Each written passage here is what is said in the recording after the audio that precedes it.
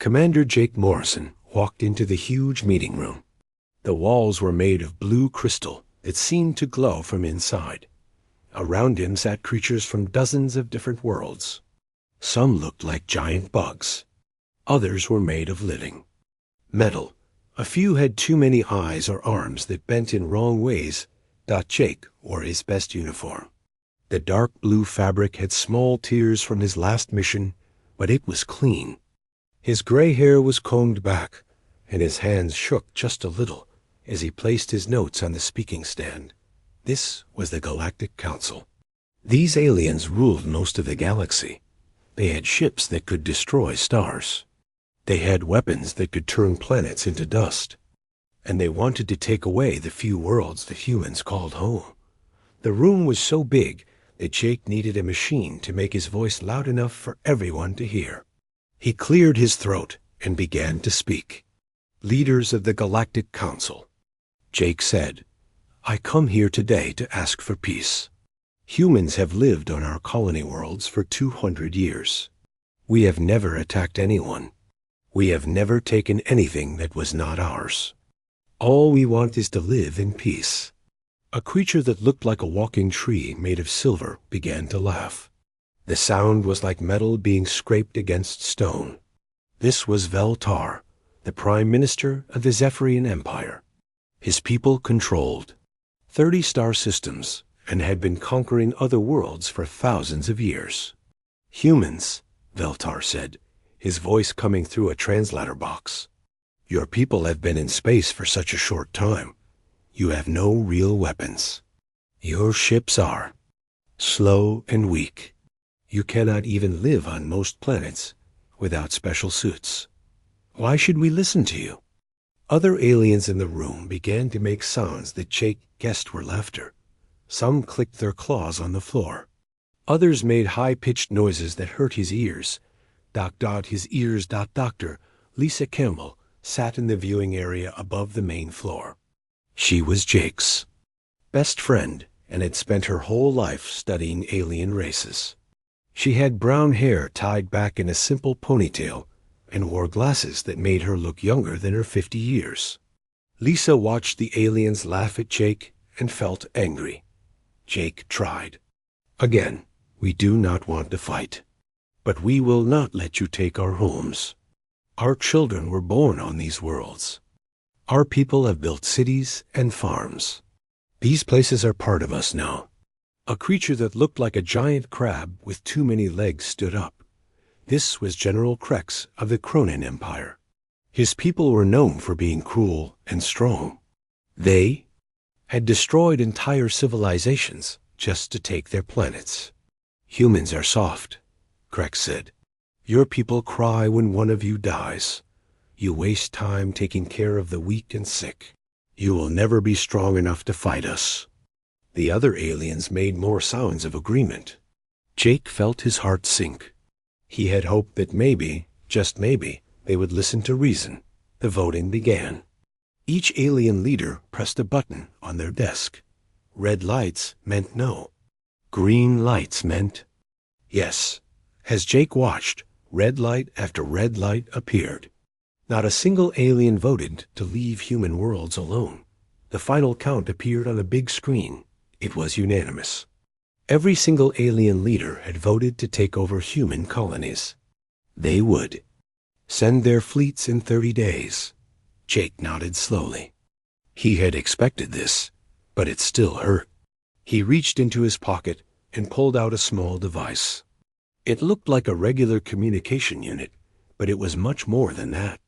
"Control, this is Diplomat 1, Jake said into the device. "The package has been delivered." They did not listen. "Begin Operation Endgame."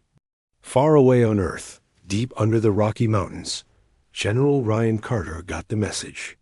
He was a tall man with short black hair and scars on his face from an old battle. Around him, hundreds of people worked at computers and control panels. Room was filled with screens showing star maps, ship positions, and weapon systems. This was the most secret place on Earth. Most humans did not even know it existed.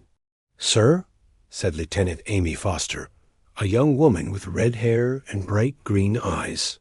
The message has been confirmed. The aliens refused our offer. Carter nodded. He had been waiting for this moment for 20 years. Send the recall signal to all deep space units. Tell them to come home. All of them. Amy pressed several buttons on her control panel. Across the galaxy, hidden human ships received the signal. These were not the slow, weak ships the aliens knew about. These were something completely different. Meanwhile, back on the space station, where the Galactic Council met, Jake was getting ready to leave. Lisa came down from the viewing area to meet him. They really did not listen, Lisa said. No, Jake replied. They think we are weak. They think we cannot fight back. Maybe it is better this way, Lisa said. We tried to do this the easy way. Jake looked around the room one more time. The aliens were still laughing and talking about how easy it would be to take over human worlds. They had no idea what was coming. 50 years, Jake said quietly. For 50 years, we have been getting ready for this day. We hoped it would never come. Lisa nodded. But we knew it probably would. Bullies never stop being bullies until someone makes them stop.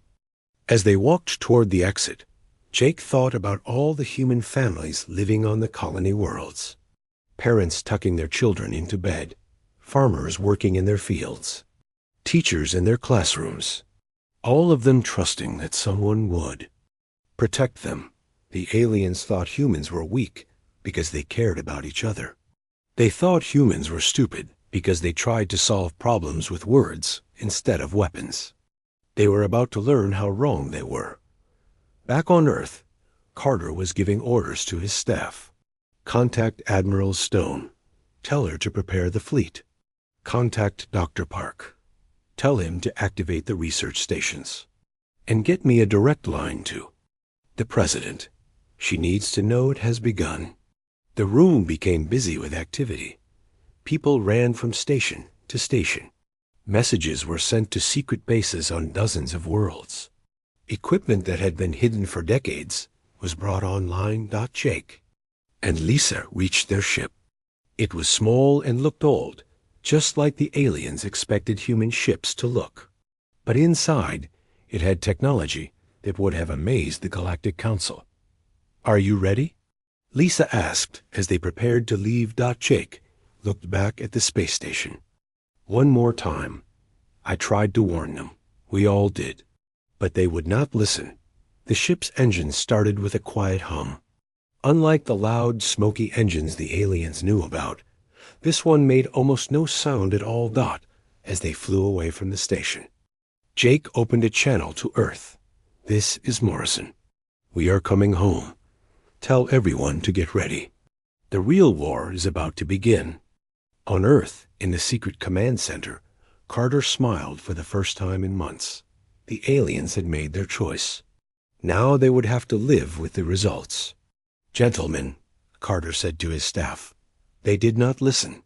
Now let us show them. What happens when you threaten humanity? The countdown had begun. In 30 days, the aliens would attack human worlds. But they would not find weak, defenseless colonies. They would find something they had never seen before. They would find out what humans could do when they were truly angry. 3 weeks had passed since the Galactic Council rejected humanity's peace offer. The Zephyrian Empire had sent their best fleet to the human colony world of Kepler 442b.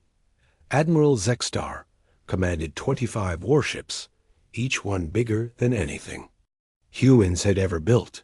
The Zephyrian ships were beautiful and deadly. Their hulls were made of living metal that could repair itself. Their weapons could punch holes through mountains. Their shields could stop almost any attack. Zexstar was sure this would be an easy victory. Scan the planet, Zexstar told his crew. Find the human settlements. We will give them one chance to surrender before we destroy them. The ship's sensors swept across the planet below. The results showed small cities and farms, just like they expected. But something was wrong. The sensors also showed a large ship in orbit around the planet. It was bigger than any human ship should be. "Sir," said the sensor operator, "there is a human vessel nearby. It is not moving." Zexstar looked at the screen. The ship was long and dark, with smooth lines that seemed to bend light around them. It looked nothing like the clunky human ships they had seen before. "Hail them," Zexstar ordered. "Tell them to surrender or be destroyed." On the human ship, Captain Derek Hayes got the message. He was a calm man with dark skin and kind eyes. He had been waiting for this moment for years. Around him, his crew worked at stations that looked like they came from the future. "Sir," said Commander Paula Grant, his second in command, "the Zephyrian fleet is demanding our surrender." Derek smiled. "Send them a message. Tell them they have 30 minutes to leave human space. This is their only warning." Paula looked surprised. "Sir, there are 25 of them and only one of us." "Are there?" Derek asked. "Check the sensors again." Paula looked at her screen, and her eyes went wide. Ships were appearing out of nowhere. One by one, they became visible around the planet. The New Angelus, the Freedom's Call, the Liberty Bell, and dozens of others. Each one was as big and advanced as Derek's ship. The Zephyrian fleet suddenly found themselves surrounded. Zexstar stared at his screens in shock. Where had all these ships come from? How had they hidden from his sensors? "This is impossible," Zexstar said. "Humans do not have ships like this." On the flagship New Angelus, Admiral Karen Stone watched the alien fleet with cold eyes. She was a short woman with silver hair and scars on her hands from years of working with dangerous technology. She had been preparing for this fight her whole life. "Open a channel," Karen ordered. "Let me talk to them."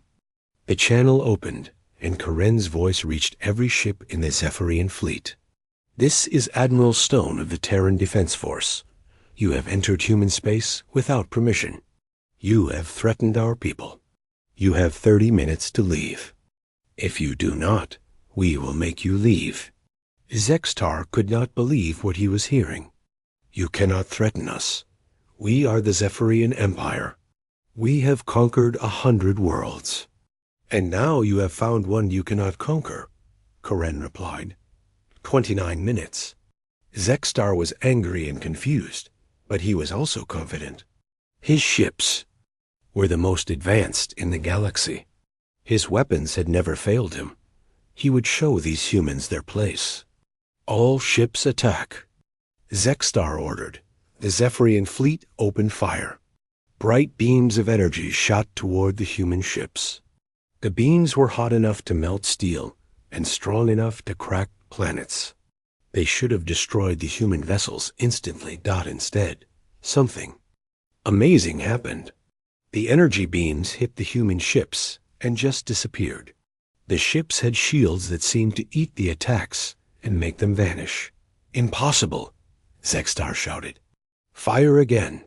The aliens fired again and again.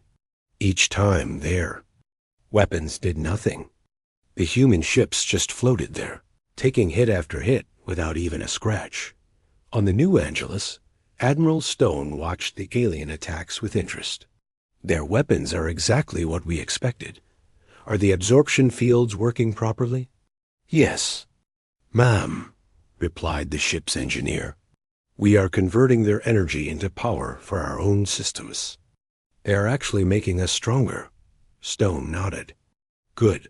Now let us show them what real weapons look like." The human ships began to fire back, but their weapons were different. Instead of big energy beams, they shot small, fast projectiles that seemed to appear right next to their targets. The projectiles punched through the alien shields like they were made of paper. The first Zephyrian ship exploded in a ball of fire, then another, then another. In just a few minutes, half of their fleet was gone. "How are they doing this?" Zexstar screamed. "Their weapons are primitive." His science officer was studying the readings. "Sir, I do not understand. Their projectiles seem to ignore our shields completely. It is as if they are not really there until they hit us." On the human ship Horizon, Dr. Stephen Park was recording everything. He was a thin man with thick glasses and a mind that understood things most people could not even imagine. He had helped design the weapons that were destroying the alien fleet. "The quantum phase missiles are working perfectly," he reported to Admiral Stone. "They exist in a different dimension until they reach their targets. The alien shields cannot stop something that is not in normal space." Stone smiled. "Excellent. Continue the demonstration." The human ships moved forward, but they did not move like normal ships. They seemed to jump from place to place, appearing and disappearing faster than the aliens could track them. "They are using some kind of teleportation," the Zephyrian science officer reported. "Our targeting systems cannot lock onto them." Zextar was starting to panic. This was not how the battle was supposed to go. Humans were supposed to be weak and slow. They were supposed to be easy to defeat. "Retreat," he ordered. "All ships retreat," but it was too late. The human ships surrounded the remaining Zephyrian vessels. One by one, they were destroyed or disabled. Only Zextar's flagship remained. Derek Hayes opened a channel to the alien admiral. "You have seen what we can do. You have 30 seconds to surrender or join your fleet." Zextar looked around his bridge. His crew was scared and confused. His weapons were useless. His shields were failing. For the first time in his career, he was defeated. "I surrender," he said quietly. "Good," Derek replied. "You will be taken prisoner. Your ship will be seized, and you will carry a message back to your people." Admiral Stone took over the conversation.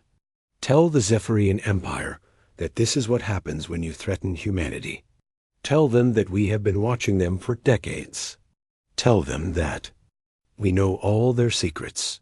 Zextar was confused. "Watching us? For decades? That is impossible." "Is it?" Stone asked. "How do you think we learned to build these ships? How do you think we knew exactly what weapons you would use? We have been studying you for 50 years. We know your technology better than you do." The truth was shocking. Humans had been secretly watching the alien races for generations. They had recovered crashed ships. They had infiltrated alien societies.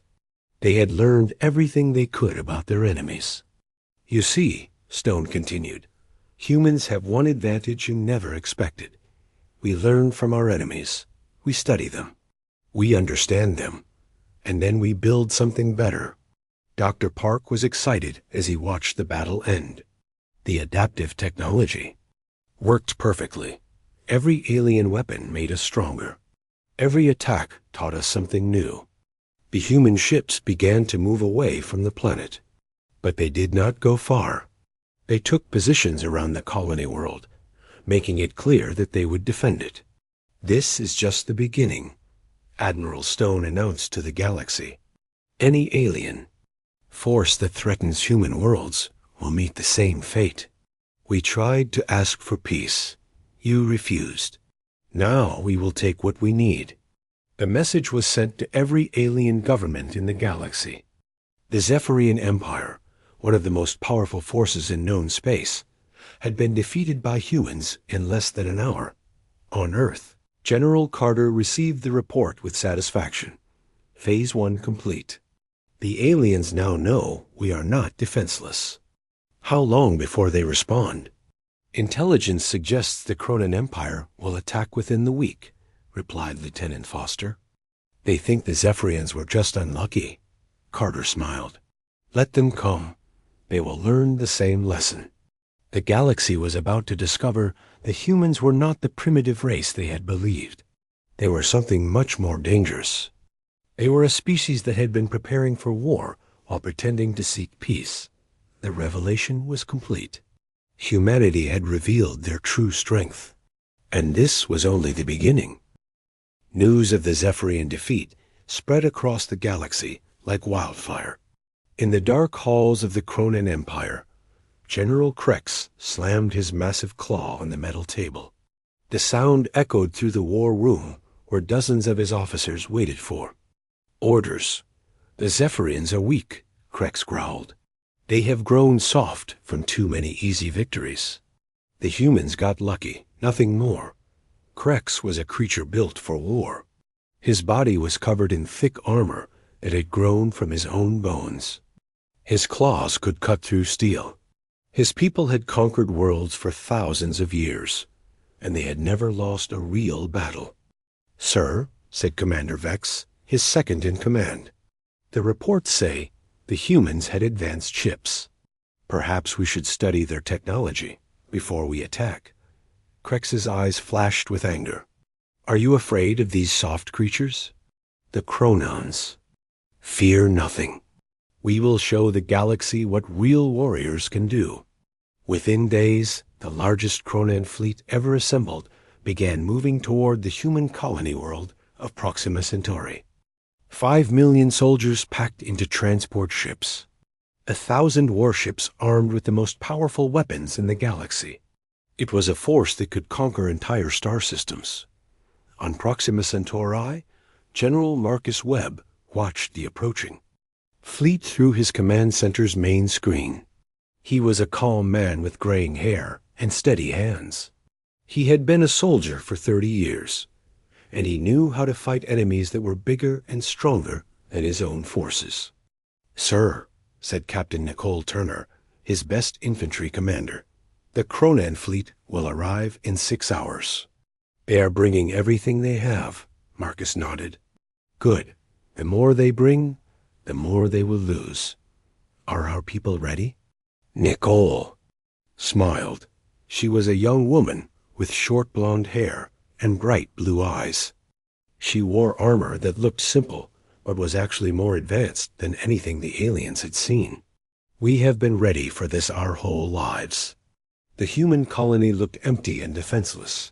The cities were dark. The farms were abandoned. The spaceports were quiet. When the Cronan scouts arrived, they found no sign of resistance. "The humans have run away," reported Scout Leader Grix. "The planet appears to be empty." Krex was disappointed. "Find them. They cannot hide forever. Search every building, every cave, every hole in the ground." The Cronan army landed on the planet in massive waves. Their ships covered the sky like dark clouds. Soldiers poured out of the transports, ready to hunt down the fleeing humans. But the humans had not fled. They were waiting. Nicole crouched in the thick forest that surrounded the main city. Around her, 50 soldiers lay hidden in the trees and bush. Their armor made them almost invisible, bending light around them like water. "Remember," she whispered into her radio, "we are not here to fight fair. We are here to win."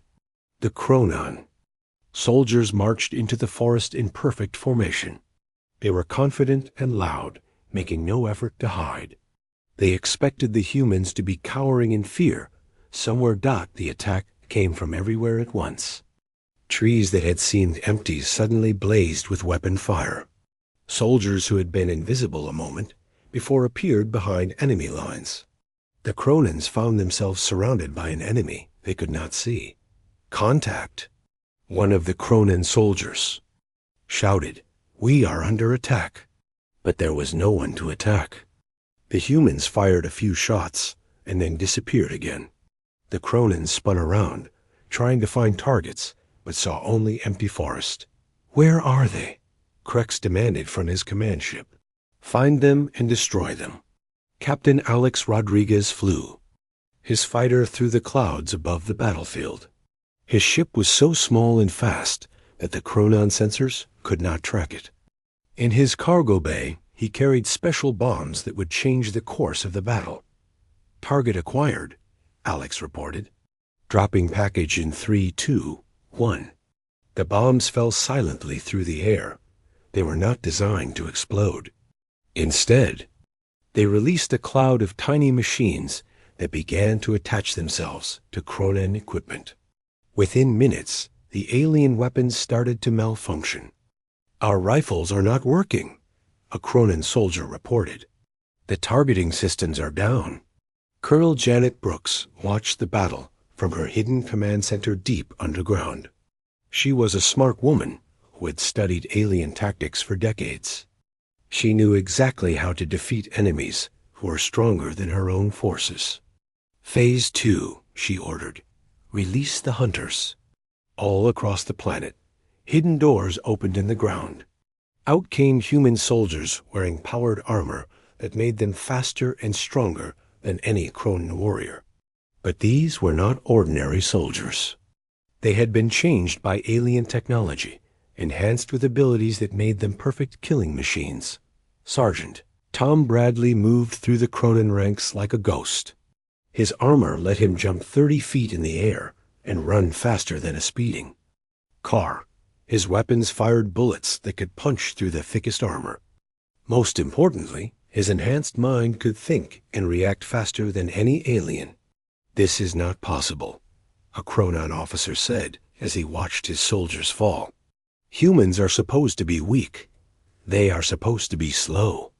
But the humans were not weak or slow. They were everything the aliens had never expected them to be. They struck without warning and vanished before the aliens could respond. They used the forest itself as a weapon, turning every tree and rock into a hiding place. Lieutenant Sarah Mitchell led her squad through the alien camp. They moved silently, their armor making no sound on the ground. One by one, they disabled the Cronan vehicles and weapons. The aliens did not even know they were there until it was too late. "The humans are using some kind of stealth technology," reported a Cronan technician. "We cannot track them on our sensors." Krex was becoming desperate. His army was being torn apart by an enemy he could not see or fight. Use the orbital weapons. Destroy the entire forest. But when the weapons fired, they hit nothing but empty trees. The humans had moved before the attack arrived. They seemed to know what the aliens were going to do before they did it. Dr. Stephen Park monitored the battle from his research station in orbit. He was watching not just the fight, but the technology that made it possible. For 50 years, humans had been preparing for this moment. "The prediction algorithms are working perfectly," he reported to General Carter on Earth. "We can anticipate their moves before they make them." The technology was based on alien computers that humans had captured and improved. The machines could calculate what the enemy would do next based on their past actions. It was like being able to see the future. As night fell, the Cronan army was in full retreat. They had lost thousands of soldiers to an enemy they barely understood. Their weapons were useless. Their vehicles were destroyed. Their confidence was shattered. "This is impossible," Krex said as he watched his forces run. "We are the greatest warriors in the galaxy. How can we lose to these creatures?" Commander Vex looked at the tactical display. "Sir, perhaps we should consider that the humans are not what we thought they were." Marcus Webb opened a communication channel to the fleeing aliens. "General Krex, this is General Webb of the Terran Defense Force. Your army is defeated. Your ships are surrounded. Surrender now, and your soldiers will be treated well." Krex's pride would not let him give up. Never. The Cronan Empire does not surrender to anyone. "Very well," Marcus replied. "Then you will learn what humans do to those who threaten our families." The attack on the Cronan fleet was swift and brutal. Human ships appeared out of nowhere, their weapons tearing through alien armor like paper. The space battle lasted only minutes before the surviving Cronan vessels began to flee. Nicole stood in the abandoned alien camp, looking at the weapons and equipment the Cronans had left behind. Her soldiers were gathering intelligence that would help them in future battles. "They really thought we were weak," she said to her sergeant. "They had no idea what they were walking into." "Maybe it is better that way," the sergeant replied. "If they knew what we could do, They might have been more careful.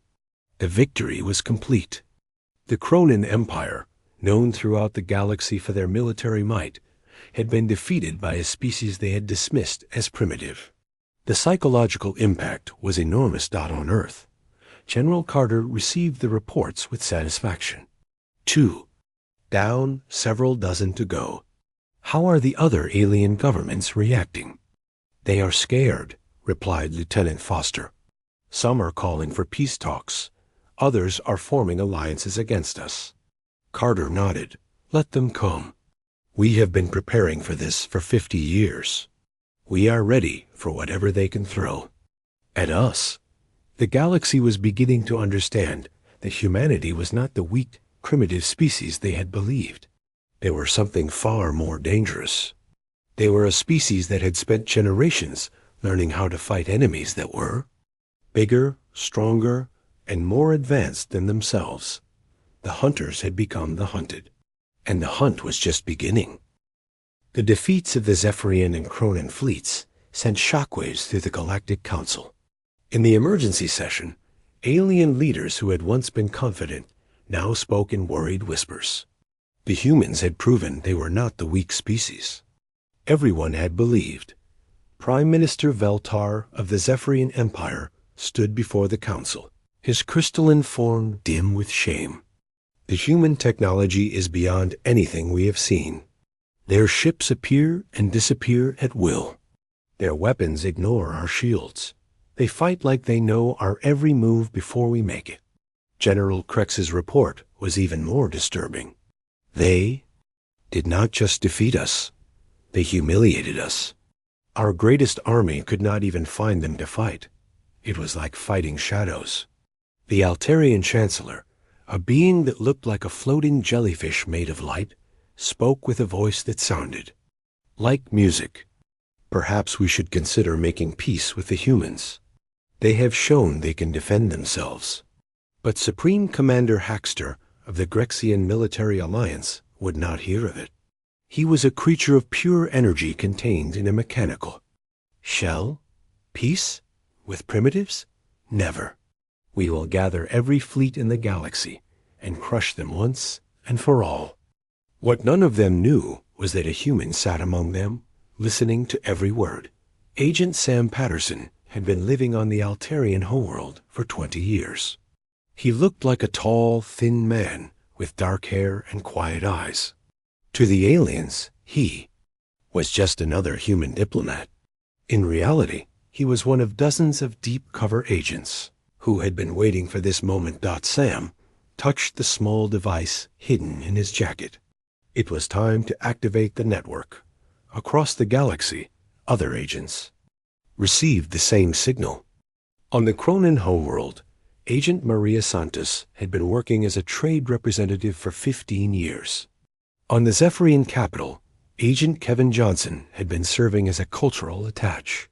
On dozens of worlds, humans who had been living normal lives suddenly became something else entirely. They were not saboteurs or spies. They were liberators. Dr. Elizabeth Morgan sat in her office on the research station orbiting Earth. She was a small woman with gray hair and kind eyes, but her mind held the secrets of every alien civilization in the galaxy. For 30 years, she had been studying alien social structures, learning their weaknesses, and preparing for this day. The network is active, she reported to General Carter. All agents are in position. Phase 4 can begin. Carter nodded. Send the activation codes. Let our people know it is time to change the galaxy. On the Altarian homeworld, Sam walked through the streets of the capital city. But these were not the proud, gleaming streets that the Altarian government showed to visitors. These were the slave quarters, where dozens of conquered species worked in terrible conditions.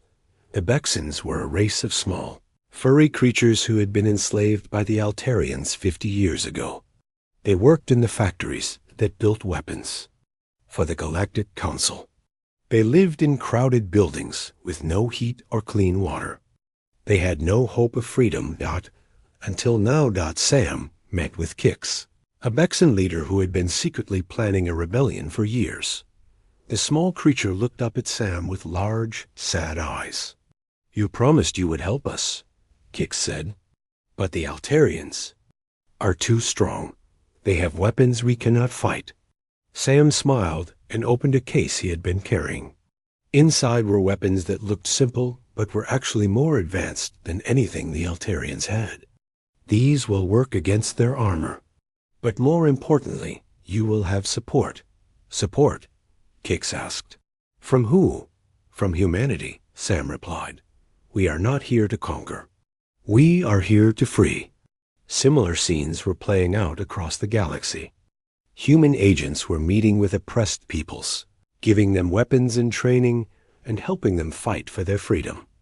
On the Cronan homeworld, Maria Santos was working with the Yix, a race of intelligent plants that had been enslaved for their ability to grow food in any environment.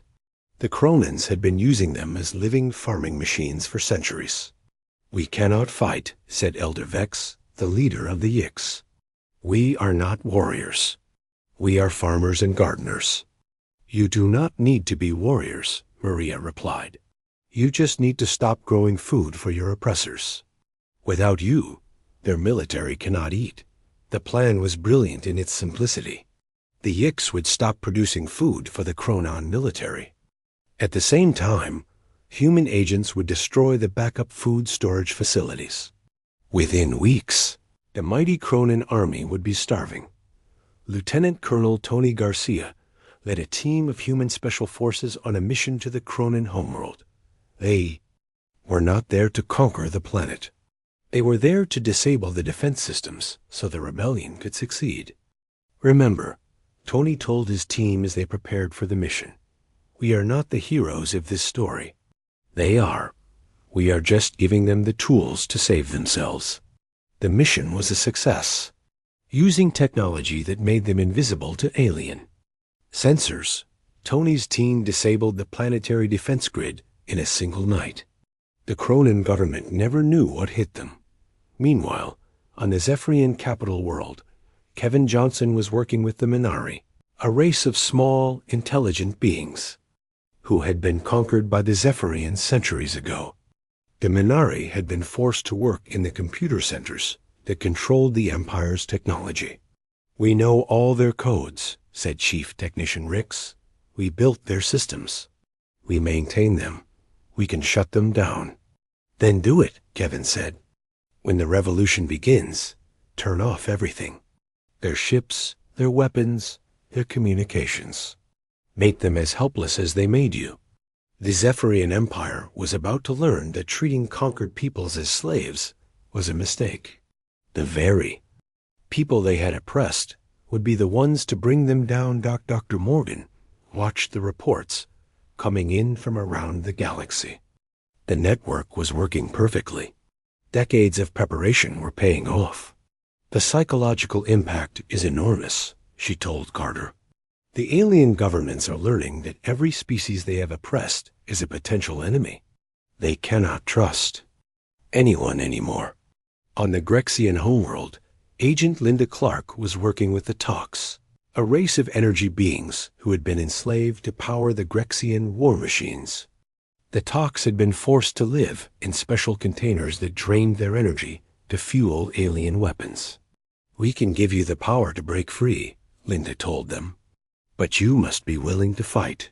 "We have been prisoners for so long," replied the Tox leader. "We had forgotten what freedom felt like." "Then remember," Linda said, "and when you are free, help us free others."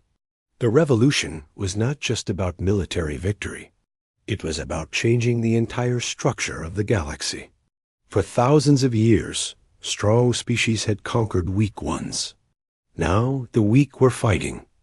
Back with human support, Captain Rachel Stone, Admiral Stone's daughter, commanded a human fleet that was liberating the Procyon system.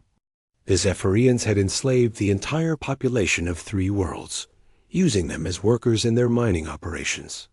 "This is Captain Stone of the Terran Liberation Force," she broadcast to the fleeing Zephyrian administrators. "You have 30. minutes to evacuate the system. Any ships that remain will be destroyed. The Zephyrians had no choice but to run. Their military was in chaos. Their slave workers were in rebellion. Their technology was being turned against them by the very people. They had oppressed Dot as the Liberation Fleet moved through the system. They were greeted not as conquerors, but as heroes. The freed slaves cheered from their cities. They fired celebration weapons into the air. They cried tears of joy. "This is what we are fighting for," Rachel said to her crew. "Not conquest, not glory, freedom." The impact on the galaxy was enormous. Species that had been slaves for centuries were suddenly free. Governments that had ruled through fear found themselves facing rebellions on every world. The old order was crumbling. General Carter received updates from around the galaxy. The network was succeeding beyond their wildest dreams. "How many systems have we liberated so far?" 43 and counting," replied Lieutenant Foster. "The Altarian Empire has lost control of half their territory. The Cronans are facing food riots on their homeworld. The Zephyrians cannot even communicate with their outer colonies." The beauty of the plan was that humans were not seen as conquerors. They were seen as liberators. Every species that had been oppressed by the galactic powers was now a potential ally. Agent Sam Patterson stood on the balcony of the former Altarian governor's palace. Below him, Bexons and dozens of other freed. Species celebrated in the streets. The slave markets had been destroyed. The work camps had been emptied. The chains had been broken. "How did you know?" asked Kix, the Bexon leader. "How did you know we were ready to fight?" Sam smiled. "Because humans understand what it means to be oppressed. Our own history is full of people who fought for freedom. We knew you had that same courage inside you." The psychological warfare was working perfectly. The alien governments that had seemed so strong were falling apart from within. Their own slaves were turning against them. Their technology was being used against them. Their confidence was shattered. Dot on the Grexian homeworld, Supreme Commander. Haxter was trying to organize a counterattack, but his forces were scattered across the galaxy, fighting rebellions on dozens of worlds. His communication systems were being sabotaged by the very beings who had built them. "Sir," reported his, "Aid, we have lost contact with the Third Fleet. The Tox energy beings have escaped containment and are." 6 months had passed since Commander Jake Morrison first stood before the Galactic Council asking for peace. Now he stood in the same chamber, but everything had changed. The walls were still made of blue crystal, but the faces looking back at him were different. Where once there had been only the powerful alien rulers, now there were representatives from every species in the galaxy. Bexon sat next to former Altarian slaves. Yix delegates shared space with freed Cronin workers. The Minari had their own section, no longer hidden in computer rooms, but speaking as equals. Jake looked older now. His gray hair had more white in it, and there were new lines around his eyes. But he stood straighter than before, and his voice was strong when he spoke. 6 months ago, I came here asking for peace, Jake said. You told me that humans were too weak to deserve respect. You were wrong. The chamber was quiet. There were no sounds of laughter or mockery now. The alien leaders who remained free had learned to listen when humans spoke. President Helen Martinez stepped forward to address the assembly. She was a kind-looking woman with dark hair and intelligent eyes. She had been elected to lead humanity through this difficult time, and she had done it well. We did not want to fight, Helen said. We wanted to live in peace with our neighbors. But you would not let us. You chose war. Now we must all live with the results. The results were visible everywhere. The great empires that had ruled the galaxy for thousands of years were gone. The Zephyrian Empire controlled only their homeworld and 2 nearby systems. The Cronin Empire had broken apart into dozens of small territories. The Altarian government had collapsed completely. In their place was something new. The Free Galactic Assembly was not ruled by the strong. It was governed by representatives from every world, every species, every group that wanted to participate. Dr. Lisa Campbell had been chosen as the first Human-Alien Relations Commissioner. She sat at a round table with delegates from hundreds of different species, working to solve problems through talking instead of fighting. The key, Lisa explained to a group of young diplomats, is to remember that every species has something valuable to offer. The Bexans are excellent engineers. The Yiks understand agriculture better than anyone. The Minari are natural computer experts. When everyone works together, everyone benefits. It was a simple idea, but it was revolutionary. For the first time in galactic history, strength was not the only thing that mattered. Intelligence, creativity, and cooperation were valued just as much. Admiral Karen Stone had been put in charge of the new Galactic Defense Force, but this was not an army meant to conquer. It was a force designed to protect the freedom that so many had fought to win. Our job is not to rule, Karen told her officers during a training session. Our job is to make sure that no one can take away what we have built here. The fleet was made up of ships from dozens of different species, all working together. Human vessels flew alongside Bexan fighters and Yik's agricultural ships that had been converted for defense. Former enemies now fought side by side to protect their shared freedom. General Ryan Carter had left his underground bunker and now worked in a bright office overlooking the new capital city on Luna. Through his window, he could see beings from across the galaxy walking together in the streets. Below, "It is strange," Carter said to Lieutenant Amy Foster, who was now a colonel. "We prepared for 50 years to fight a war. But the real victory came when we stopped fighting and started building." The technology that had won the war was now being shared freely. The quantum shields that had protected human ships were given to every species that wanted them.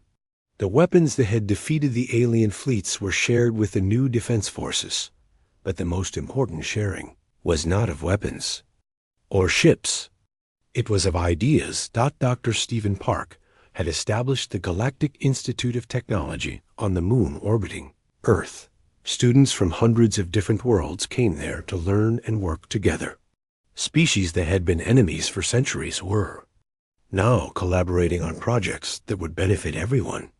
"This is what we always dreamed of," Stephen told his research team. Knowledge shared freely, with everyone working toward the same goals.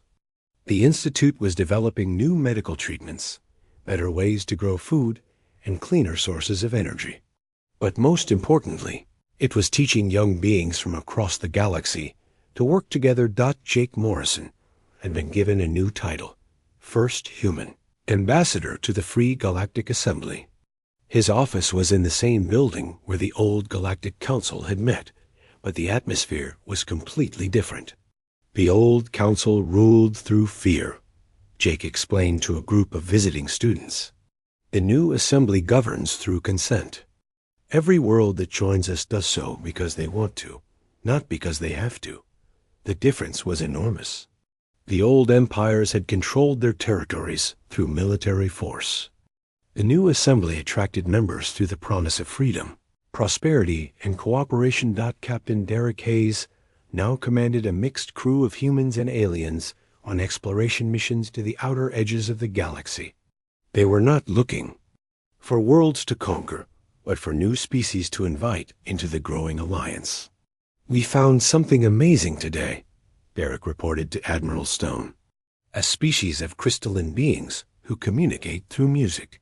They have been hiding from the old empires for centuries. They want to join us." Every new member made the assembly stronger.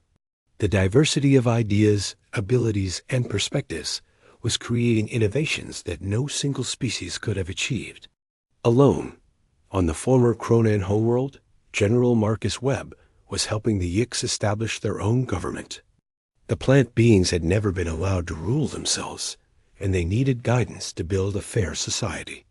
Democracy is not easy, Marcus told the Yix leaders. It requires everyone to participate. It requires compromise, but it is worth the effort. The Yix were learning quickly.